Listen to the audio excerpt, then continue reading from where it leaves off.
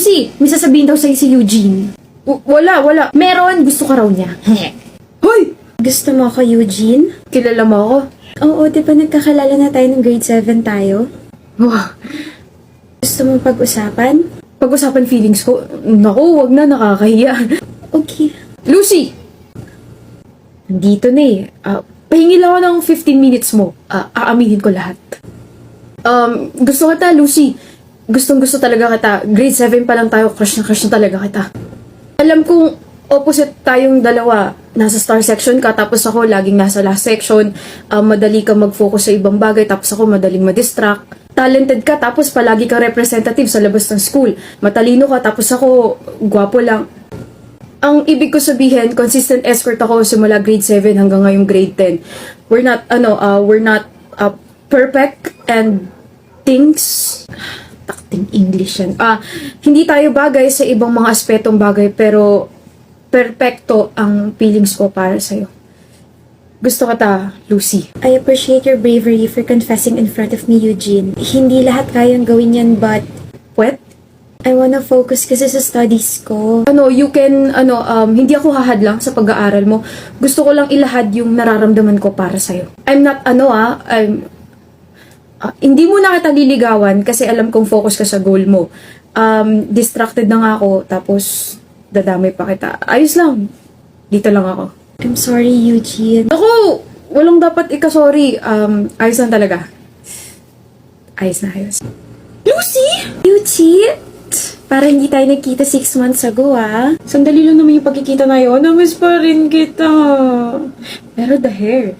I love the hair. Ang powerful mong tignan, architect. Hindi naman. Ang hinhin mo pa rin talaga, no? At ang ingay mo pa rin talaga, no? Ngayon ko lang na-realize na you grew up so well.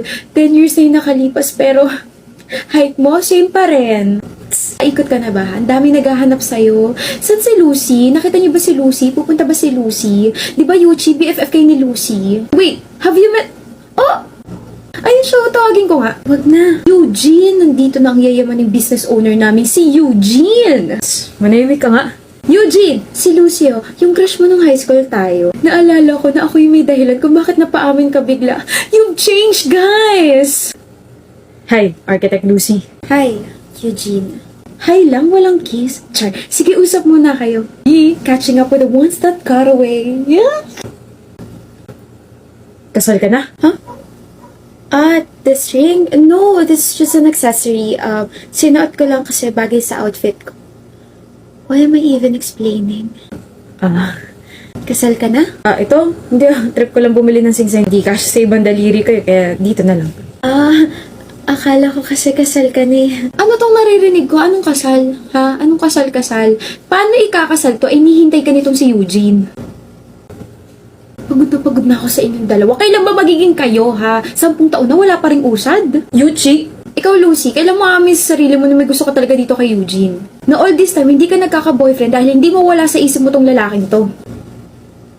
Alam mo bang one time nagreklamo sa akin to si Lucy nung high school tayo kasi bigla ka na lang daw lumayo after your confession? Ngayon, ako na magsasabi kasi nahihirapan ako sa inyong dalawa. Ako'y naiinip eh. Lucy girl, hindi lumayo sa'yo si Eugene nung high school tayo. Ano ba? Si Eugene? Never siya lumayo. He's always been there.